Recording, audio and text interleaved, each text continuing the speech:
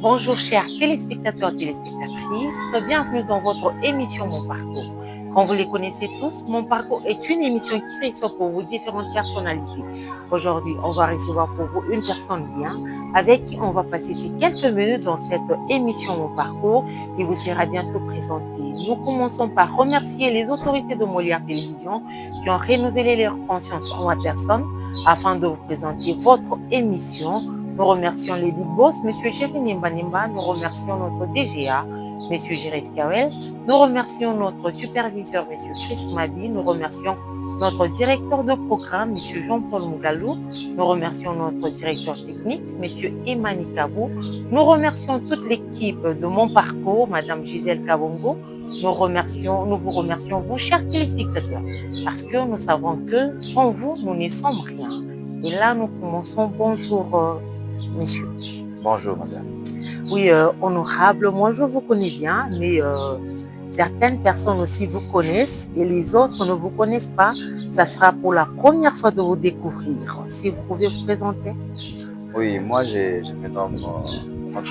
Patrick Omari, c'est ça mon nom. Je suis père de famille, Okay. parce que ici où nous nous retrouvons, c'est chez moi. Okay. Je suis père de famille, je suis entrepreneur, je suis serviteur de Dieu. Et je suis aussi président de tous les vocalistes. Ok, merci beaucoup, honorable Patrick Omari. Là, vous n'avez pas cité votre titre en tant qu'honorable de ce pays. Et moi, je vous anticipe parce que je sais que dans notre émission, nous allons parler des différentes casquettes que vous portez. Ouais. Vous êtes politicien, vous êtes entrepreneur, vous êtes un homme d'une fondation, vous êtes président de vocalistes. En tout cas, vous avez plusieurs tâches que vous assimilez. Alors, sans plus tarder, nous allons commencer par votre casquette politique. Bien sûr, honorable Patrick, est-ce que vous pouvez nous parler de comment vous avez commencé votre parcours politique? Vous savez, pour que je parle de la politique, comment j'ai commencé, on n'a pas assez de temps. Ouais. Mais dis-moi, je vais vous donner seulement une petite idée. D'accord. Vous savez, nous qui sommes nés ici à Lubumbashi, nous avons vu beaucoup de gens.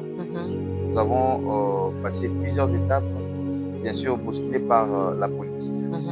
Et ça nous a beaucoup appris. Et ce qui m'a poussé à entrer dans la politique, premièrement, d'abord, c'est la parole de Dieu. Okay. Dans 1 Corinthiens 12, 28, là, Dieu montre, la Bible nous précise que Dieu a donné le don, différents dons aux hommes. On a parlé aussi le don de gouverner. Il y a plusieurs dons. Ouais. Maintenant, comme on parle de la politique, là, je cible seulement le don de gouverner. C'est les termes qu'on a utilisés là, dans le verbe gouverner. Quand on voit le verbe gouverner, il y a l'adjectif, c'est gouverneur. Gouverneur, dans notre constitution, c'est bien précisé. Ouais. Ce sont les gens, les autorités qui gèrent les provinces. Ouais. Là, c'est la politique. Ouais. C'est à partir de cette inspiration, parce qu'en étant chrétien, la Bible n'interdit pas à faire la politique. Wow. C'est pourquoi je me suis lancé en politique. Pourquoi? Parce que mon entourage, j'ai vu comment les gens souffraient. Okay. J'ai vu comment est-ce que les politiciens qui ne connaissaient pas la parole de Dieu, comment ils se comportaient. Étant seulement chef ou avoir une responsabilité, directement, ils s'engagent à épouser plusieurs femmes. Ouais. Or, la Constitution, d'abord, notre loi, notre code de famille nous interdit d'avoir de femmes. Okay. Mais vous allez voir, quelqu'un directement, il se lance dans ça. Quelqu'un se lance seulement à s'enrichir, à prendre l'argent du peuple, public, ouais. sans honte, sans peur.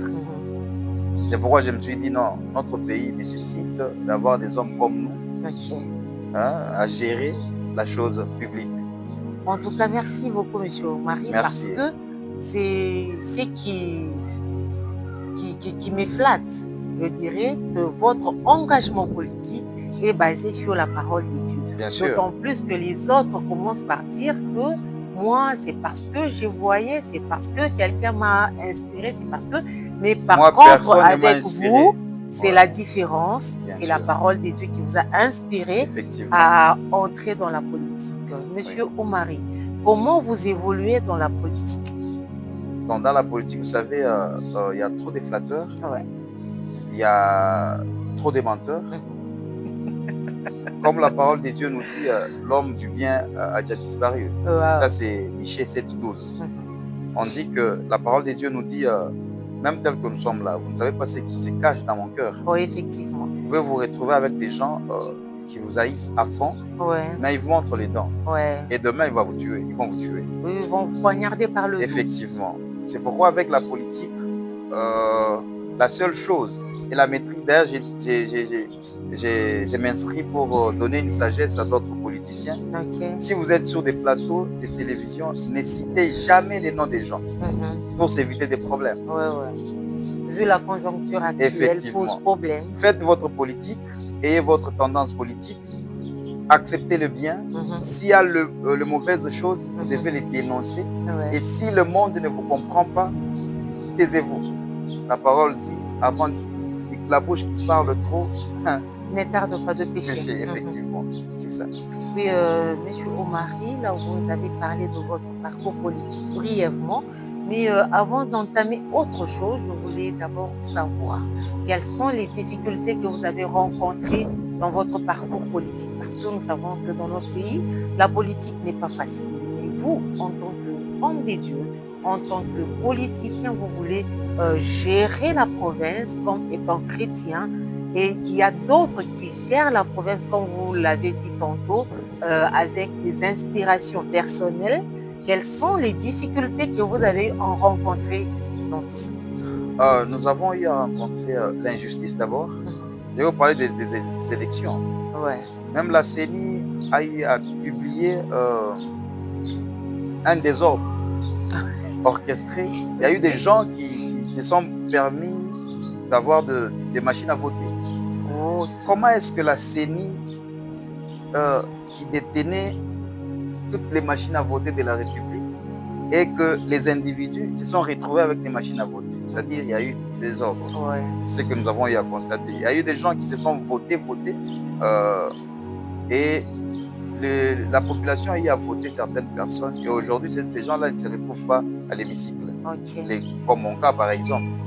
J'étais la troisième personne, selon ce qu'on voyait, et selon selon nos PV. Il y a d'autres honorables, effectivement. Devant moi, il y avait pratiquement 2 personnes que j'avais reconnues, et d'autres personnes, non. Mais aujourd'hui, ils siègent là-bas. C'est l'injustice. Ouais. Pourquoi? Il y a eu preuve. Il y a eu des gens qui se sont donné cette peine-là d'avoir des machines à voter. Des désordres. En tout cas, merci beaucoup, M. Patrick Omari, parce que là, nous avons beaucoup de choses à parler sur la politique, vu que vous chapeautez beaucoup de choses. Et là, nous allons nous arrêter par là pour la politique, mais on va y revenir à la longueur de l'émission. Monsieur Patrick, vous vous êtes présenté comme étant président des vocalistes. Vous pouvez nous parler, qu'est-ce qui vous, bien que, et en tant que serviteur des dieux, comment vous vous êtes retrouvé là-bas? Parce que si j'ai compris que vous êtes serviteur, vous êtes pasteur. Non, je ne suis pas pasteur. Non. Fiacre. Le pastorat, là, j'ai fouillé. Je suis seulement un serviteur de Dieu. Vous fouillez président vocaliste. Alors, dans ce cas, expliquez-nous comment vous vous êtes retrouvé à la tête des vocalistes. Donc, d'ailleurs, je vais vous montrer. Nous avons l'agenda ici. Ok. Ça, c'est pour l'Union chrétienne des chorales vocales. Okay. C'est une structure des vocalistes. Et là, on a déjà bien précisé les objectifs. Ok. Les objectifs, nous sommes là, c'est pour encadrer les gens, les hommes qui servent Dieu au travers de la musique vocale. Okay. Vous savez, il y a plusieurs associations. Je ne saurais pas citer le nom ici. Moi, d'abord, je suis chanteur dans notre église. À ce sujet, il y a une question que je vous pose. Oui, je suis chanteur et je continue à chanter. Parce qu'aujourd'hui, peut-être c'était ça la question. Non. Je continue à chanter. Il y a une question que je vais vous poser juste après. Il y a eu, nous nous sommes concertés. Hein, nous nous sommes concertés, tous les vocalistes que vous connaissez, beaucoup de gens. Il y a les pasteurs Donna, beaucoup de gens, les pasteurs Boudé, beaucoup de gens. Nous sommes concertés, nous étions nombreux, beaucoup de vocalistes. Et ils m'ont choisi pour diriger 7 ans pendant cette période. Parce que notre statut donne mandat pour 3 ans. Ok. Oui, c'est ça, je suis président aujourd'hui. Demain, peut-être sera une autre personne. Oui, j'ai dit pasteur par conviction. Non, non, non, non. Pasteur, serviteur, Non. ça va. Là, Moi, je change. Serviteur des dieux par conviction. Ne m'appelez même pas Oui, pasteur. Ça, je n'aime pas. Ça va. Parce que c'est une lourde charge. Ça va, je vous appelle, d'accord, je vous appelle serviteur des dieux Bien par sûr. conviction. Oui. Président. Oui. Est-ce que, en tant que président, vous arrivez à censurer les compositions de vos membres? Oui, nous censurons. Pourquoi? Vous allez remarquer que les vocalistes ne chantent pas les choses que eux-mêmes ne maîtrisent pas. Un vocaliste qui parle Chiluba très bien, qui parle Lingala très bien, il ne peut pas chanter en anglais. Oh, to you, God. Non, non, non, non. Il ne peut jamais faire ça. Ouais. Il ne chante qu'avec son cœur. Ouais. La langue que lui-même maîtrise très bien. Ouais. C'est comme ça avec nous. D'ailleurs, je vous dis, même je profite, hein, le dimanche, le 1er juin, venez à Kiwene, vous allez voir. Il y a le frère Diony qui va chanter aussi. On viendra vous assister. Oui, oui. On viendra vous assister, mais ma question est celle-ci. Vos compositions, est-ce que vous avez le temps de les étudier et de comprendre que cette chanson va édifier les peuples de Dieu? Je prends l'exemple de notre frère Longola Baange. Qu'est-ce qu'il pouvait dire par là? Ah, ok. Ça, c'est ma question. C'était ma préoccupation vu que ça fait couler beaucoup d'encre. Vous, en tant que président des vocalistes, qu'est-ce que vous pouvez dire par rapport à cette composition? C'est très simple. Vous savez, dans le monde spirituel, il y a un raisonnement spirituel. Il ne faut jamais y aller avec un raisonnement charnel. C'est-à-dire quoi? L'homme chantait avec son cœur, comme je l'ai dit. Et il ne pouvait pas chanter dans une autre langue qu'il lui-même ne maîtrise pas. Ça, c'est le principe des vocalistes. Maintenant, il a dit, il demandait, si j'arrivais au ciel, il a bien dit, si j'arrivais au ciel, ce qui n'a commis, là, il n'est pas encore au ciel. C'est une supposition. S'il arrivait au ciel, il va demander à Dieu d'enlever un peu les anges, parce que lui, il chante. Or, la Bible nous dit ceci, la louange, la musique, la louange va continuer, la prédication va s'arrêter. La continuité de la louange, effectivement. Lui étant chantre, mais il va continuer. Mais pour chanter, est-ce que les anges aussi chantent, n'est-ce pas? Pour qu'ils ne soient pas étouffés, il doit d'abord demander à Dieu qu'il chante, que les anges, que les ciels aussi écoutent que sur terre, il y avait des gens qui chantaient. C'est comme par exemple aujourd'hui, beaucoup de gens ne comprennent pas. Pourquoi est-ce que Dieu a appelé David l'homme selon son cœur? Parce que David possédait les dons là de chanter. David va continuer à chanter pour Dieu même au ciel. C'est pourquoi il était l'homme. C'est l'homme, le cœur de Dieu. Oui, j'en profite toujours à cette occasion parce que aussi à un certain moment, il y a une chanson qui a fait aussi couler de l'encre. Dieu n'a pas encore fini d'écrire sa Bible. Il doit écrire mon histoire avec cette chanson. Qu'est-ce que vous pouvez dire par rapport à cette composition? Il y a certaines compositions que uniquement les compositeurs vont comprendre ou bien quand ils chantent, c'est pour édifier la population, encore le peuple de Dieu. Ok. Je pense bien vous avez vos grands-pères. Ils peuvent être en vie. Ils avaient fait leur temps, n'est-ce pas? Mais vous continuez à faire votre temps aujourd'hui. C'est ça, c'est une nouvelle écriture. Une nouvelle histoire qui s'écrit. Alors, bon, je ne sais pas, à mon avis, vous, en tant que président, vous pouvez conseiller à vos membres de composer les chansons qui sera à l'écoute ou encore à la compréhension du peuple de Dieu. Au lieu de donner encore des exercices à mieux comprendre ou encore à tout un chacun de défendre ou encore d'expliquer la chanson à sa manière. Ça, en tout cas, ça c'est sur le plan vraiment poétique. On doit quand même aider nos membres à pouvoir bien composer, peut-être à édifier dans un sens direct le peuple de Dieu. Ça, nous prenons ça et je vais acter, nous allons le faire. Mais comprenez les choses spirituelles, il faut avoir aussi Un oreille spirituelle. Effectivement. Oui, merci beaucoup. Là, je vous appelle Président Patrick. Ouais. Une question, Monsieur Président Patrick. Comment conciliez-vous? Parce que pour être aux hémicycles de l'État, il faut des sacrifices, il faut des efforts, il faut le temps. Pour être au service des dieux, il faut les temps. Pour être à la famille, il faut les temps. Comment Pour être arrivez-vous? entrepreneur aussi, Il faut les temps. Ouais. Là, je vais y arriver parce que là, ça vous prend l'énergie, ça vous prend l'esprit, ça vous prend la force physique aussi et la force mentale. Mais pour faire les 3 tâches que je viens de citer, comment arrivez-vous à concilier cela pour que l'une ou l'autre ne se sente lésée? Vous savez, l'homme, Dieu en créant l'homme, lui a donné l'intelligence. Ok. Si vous voyez aujourd'hui les gens étudier, c'est juste acquérir 2 choses.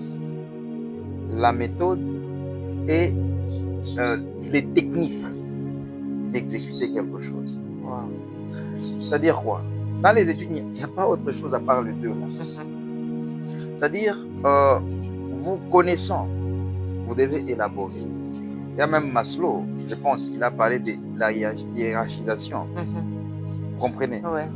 Avant de commencer sa journée, on doit élaborer un programme. Le planning. Bien sûr. De la journée. C'est comme ça.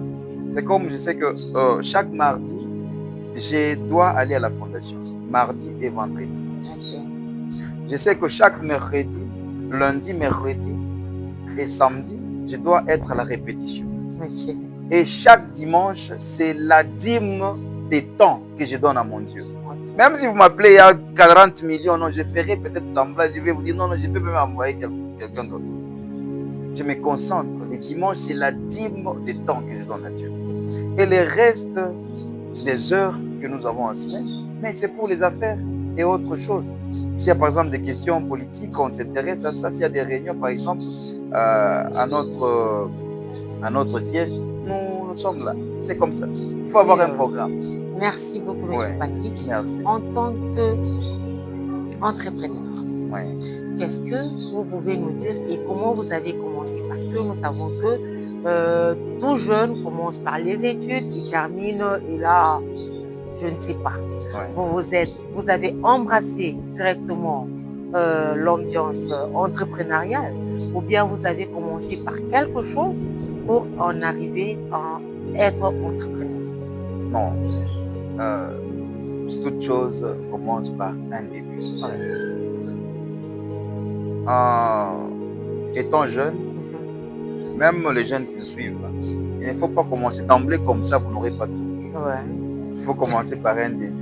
Oui, surtout ça, épingler beaucoup plus sur ça parce qu'il y a d'autres personnes qui se disent qu'ils veulent commencer avec de grands moyens au moment où ils n'ont rien. Et là, ils commencent, moi je veux commencer par là, je veux faire seulement une maison comme celle-là. Mais en main, il n'a rien. Même en construisant cette maison, j'ai commencé par la fondation. Par une brique. Effectivement. 2, 3. Et quelqu'un peut voir seulement c'est une maison à l'étage, mais il y a des difficultés. C'est comme ça. Dans la vie, j'ai commencé d'abord par travailler comme employé. J'avais mon employeur, il me payait chaque mois un salaire. Un salaire, aujourd'hui je dirais c'est un petit salaire, mais c'était un grand salaire. À l'époque. C'est bien comme ça. À partir de là, j'ai eu de l'expérience. Vous comprenez? Et en tant qu'entrepreneur, on ne badine pas, on ne joue jamais avec l'opportunité. Même là où nous sommes, moi je vois les opportunités partout. C'est comme ça. C'est-à-dire qu'il ne faut jamais jouer avec les opportunités. J'avais commencé d'abord par être employé. Après, j'ai commencé par créer. Une entreprise et j'ai évolué comme ça. Ainsi de suite. Honorable, moi je voulais que vous puissiez beaucoup plus expliquer aux téléspectateurs, aux téléspectatrices, vous qui venez de nous prendre en compte, c'est votre émission Mon Parcours et mon invité c'est Honorable Patrick Omari.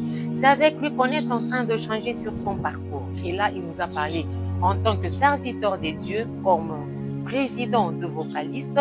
Il nous a parlé en tant que politicien, il nous a parlé en tant que père de famille et maintenant il nous parle en tant qu'entrepreneur. Président Patrick, qu'est-ce que vous pouvez dire des gens qui veulent commencer une activité seulement avec des gros moyens? Est-ce qu'un petit moyen ne peut pas faire affaire ou c'est ça la logique de choses, il faut commencer seulement avec des gros moyens? Les jeunes d'aujourd'hui aiment trop apparaître. C'est ça le mal. Il faut s'effacer. Si vous êtes grand, vous êtes grand. Dans la vie, il ne faut jamais jouer avec l'argent. L'argent n'aime pas les bruits. Il faut connaître d'abord le principe de l'argent. L'argent n'aime pas les bruits. L'argent aime le protéger. Il ne faut pas que vous avez quelque chose. Vous avez aujourd'hui $2000, $1000. Vous voulez montrer à tout le monde que vous avez $1000, $2000. L'argent aime la protection. Et il ne faut jamais chercher à apparaître, qu'on applaudisse pour vous. Non. Laissez-les travailler d'abord. Les gens vont applaudir pour vous demain. Eux-mêmes. Au travers vos actes, votre travail. C'est pourquoi je demanderai aux gens d'être calmes, d'être posés, de ne pas être orgueilleux. N'allez pas vite.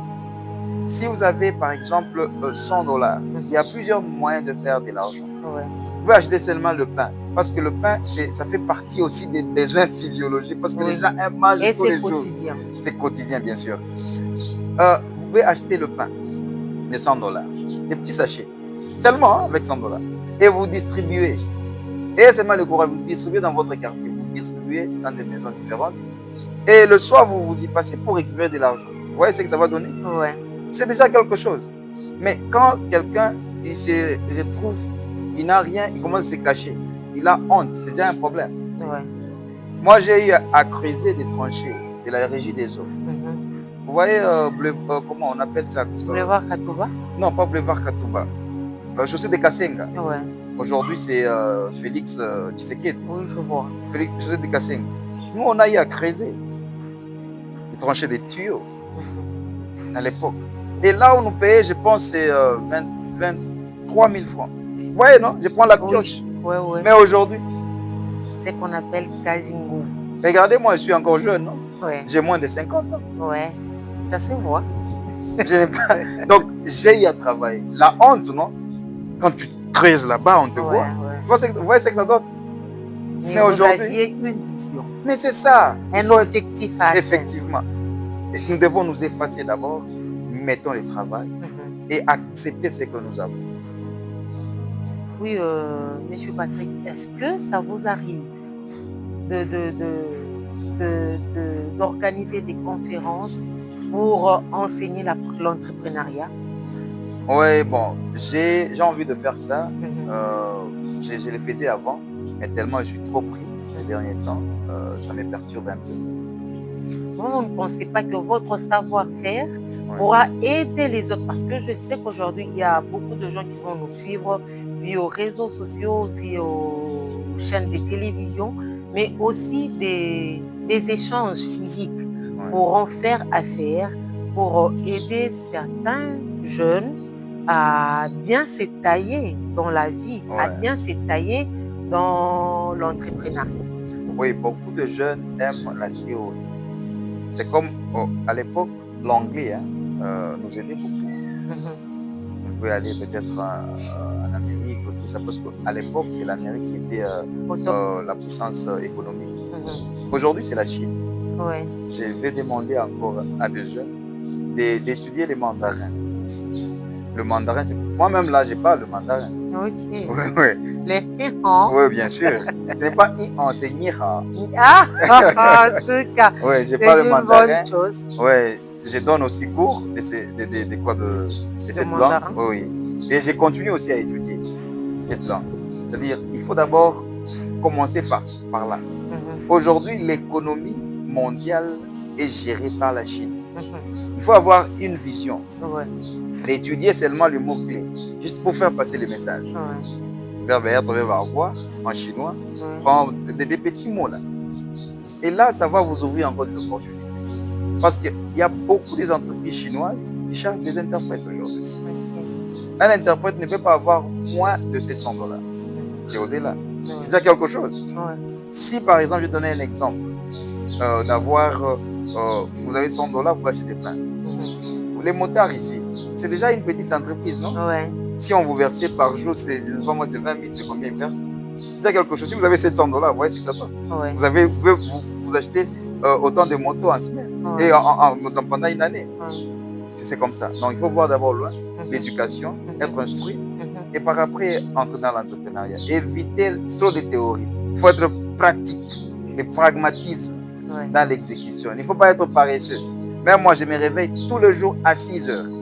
Je travaille et je monte au bureau à 9 heures. D'accord. Tous les jours, je dors à 22 heures. Et je sais que c'est pour un temps. Quand j'aurai 55 ans, là, je vais me reposer. Je vais commencer maintenant à voir comment je vais... Là, vous investissez d'abord. Bien, oui, c'est ça. Ouais. Je travaille Vous tous les préparez jours. votre vieillesse. Non, ici d'abord, je prépare ma vie. Pas la vieillesse. La vieillesse, je vais commencer à la préparer à l'âge de 55 ans. Ok. De 55 ans à 65, là, je prépare la vieillesse et je me repose. Là, je travaille pour moi. D'accord. Oui, Monsieur Patrick, là, vous avez bien expliqué en tant qu'entrepreneur. Quelles sont les difficultés que vous avez rencontrées dans l'entrepreneuriat? Parce que c'est pas facile de se créer des connaissances. C'est pas facile d'entreprendre dans notre pays. Il y a des taxes, il y a des choses à gauche, à droite. Quelles sont les difficultés que vous avez rencontrées dans ce parcours? Vous savez, dans l'entrepreneuriat, il y a trop de difficultés. Les gens qui ont fait le marketing, ils connaissent mieux toutes ces difficultés. Il y a d'abord la concurrence sur le marché. Ça, c'est vraiment une très grande difficulté. Et aussi la déception. Si vous travaillez avec les Congolais déçoivent. Mais je vous dis, mais comment faire? C'est une question que vous m'avez posée, je dois dire de vérité. Ouais. Les Congolais déçoivent. Ok. Les Congolais sont des paresseux. Nous, Congolais, nous sommes vraiment paresseux. Les Congolais aiment la facilité. L'homme congolais aime la facilité. Ce sont des difficultés que nous rencontrons en tant qu'entrepreneurs. Vous pouvez peut-être vous fixer, non, nous allons nous retrouver à telle heure pour exécuter, pour faire ça. Mais le Congolais viendra avec son heure. Il arrive là-bas avec un retard de 2 heures. Comme on le dit à l'accoutumée, à la congolaise. Oui. Et aussi la perfection dans l'exécution. Nous, Congolais, vraiment, nous avons du mal. Moi, je travaille beaucoup plus avec des Chinois, je vois. Les Chinois m'ont rodé, ils m'ont aidé. Les Chinois m'ont inculqué une bonne manière de faire quelque chose, d'atteindre ses objectifs. Un Chinois se sacrifie, il s'oublie d'abord. Il voit la perfection. Il voit l'objectif. Et ça m'a beaucoup aidé. Oui, quel conseil que vous pouvez donner aux Congolais? Parce que vous, les Chinois, vous en aidez. Et vous, pour aider les Congolais, quels sont les conseils que vous allez leur donner? Par exemple, comme moi, qu'est-ce que j'ai pu prendre à votre connaissance pour que ça puisse m'aider à l'avenir? Ok, en tant qu'entrepreneur, si vous êtes entrepreneur, ayez l'habitude de punir. Hein? De punir les gens qui ne s'exécutent pas convenablement. Ici, chez nous, les gens ne blâment pas. Regardez même nos bureaux de l'État. Les désordres organisés. Un chef qui arrive à n'importe quelle heure, il a les dossiers devant sa table, mais pour juste signer, il va faire marcher des gens et ça perturbe même l'organisation. Ça, c'est quoi ça? Manque de punition, manque de discipline. En tant qu'entrepreneur, j'appelle nos frères entrepreneurs de punir nos frères congolais. Sévèrement. Bien sûr, pour atteindre l'objectif. Pour augmenter les chômages ou bien pour punir. La punition, c'est quoi? C'est-à-dire, par exemple, il y a une mise à pied, par exemple, de 3 jours, et on te retranche l'argent. Et là, tu peux changer peut-être. Au cas où il ne changeait pas, changez, mettez quelqu'un d'autre. C'est ça. Il faut punir, accentuer un peu la discipline. Et là, nous allons voir l'amélioration. Regardez d'abord comme aujourd'hui, là. Il y a eu des embouteillages. Or, ces gens-là devaient même travailler la nuit. Ouais. Les embouteillages, ils ont perturbé. Or, cette route-là mène vers l'aéroport. Oui. Quelqu'un a déjà payé son billet pour voyager, mais il arrive à Cabo CCA ou je ne sais pas moi, sur Boulevard Moussir. Or, c'est la route nationale numéro 1. La principale. Route nationale numéro 1. Ça mène vers l'aéroport. Mais ces gens-là travaillent, ils ont déjà mis des engins là-bas, ils perturbent tellement. Librement, là. Librement. Tranquillement. Pourquoi? Manque de discipline. Ouais. Il suffit seulement d'étudier. Un ingénieur se conforme au temps et aux moyens. Je de voir, ici, il y a trop de fréquentation. On peut commencer à travailler à partir de, par exemple, de 22 heures. de 20, ou de 18 heures jusqu'à 22 heures. C'est comme ça. Oui, Monsieur Patrick Omari, Ouais. nous sommes arrivés presque à la fin de notre émission. En tant que politicien, en tant qu'entrepreneur, en tant que président de Vocaliste, en tant que père de famille, nous nous arrêtons seulement sur ces 4 tâches que nous avons débattues dans notre émission.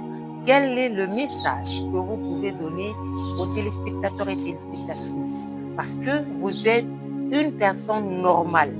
Vous n'êtes pas extraordinaire. Effectivement. Mais vous assimilez 4 tâches à la fois. Quel est le message que vous pouvez donner aux téléspectateurs face à la caméra? Oui, c'est très simple. En tant que serviteur de Dieu, nous devons aimer la parole de Dieu, suivre le précepte de Dieu. En tant que père de famille, nous devons assumer nos responsabilités. En tant que politicien, nous devons avoir l'amour de ce pays. Si aujourd'hui les gens triment à gauche, à droite, parce qu'il n'y a pas l'amour dans le cœur ou dans les têtes des gens qui nous gouvernent et les gens qui nous gèrent. En tant que président, en tant qu'aussi entrepreneur, nous devons aimer le travail et savoir unir et créer plus d'emplois. Merci. Merci, Monsieur Patrick Omari. Là, pour laisser l'eau dans la bouche de nos téléspectateurs, prochainement, nous allons parler sur votre tâche en tant que fondateur d'une fondation. Et là, je dis Fondation Patrick Omari. Et là, vous allez nous expliquer les objectifs de la fondation, le bienfait et la vision de la Fondation Patrick Omari. À la prochaine. Oui, chers téléspectateurs, nous vous rappelons que nous avons reçu pour vous Monsieur Patrick Omari. C'est avec lui qu'on a eu à débattre ou encore à expliquer différentes tâches qu'un homme normal peut exercer dans sa vie, qu'un homme normal peut se rendre utile à la société, peut se rendre utile dans la vie familiale, peut se rendre utile pour que l'épanouissement soit effectif dans la population congolaise, peuple, en tout cas chers téléspectateurs. Nous vous demandons de rester scotchés sur Molière Télévision et nous remercions les autorités de Molière Télévision qui nous ont laissé ce temps pour que nous puissions échanger, pour que vous puissiez comprendre ce qu'un homme peut faire, pour que vous puissiez en tirer quelque chose dans l'expérience de M. Patrick Omari. Et nous remercions les big boss, M. Chéri Nimba, nous remercions notre DG, M. Gires Kawel, nous remercions notre DGA, M. Gires Kawel, nous remercions notre superviseur, M. Chris Mabi, nous remercions notre directeur de programme, M. Jean-Paul Mougalou, nous remercions notre directeur technique, M. Emani Kabou, nous remercions nos caméramens, nous remercions l'équipe de Mon Parcours, Madame Gisèle Kabongo et M. Jean-Paul Mougalou. Nous remercions nos assistants de la Fondation Patrick Omari. Nous vous remercions, vos chers téléspectateurs, parce que vous avez été scotchés et vous voulez passer dans notre émission. Appelez-nous au numéro qui est affiché au bas de votre écran. Nous allons vous recevoir sans aucune difficulté. Et moi, je vous dis bye bye. À la prochaine.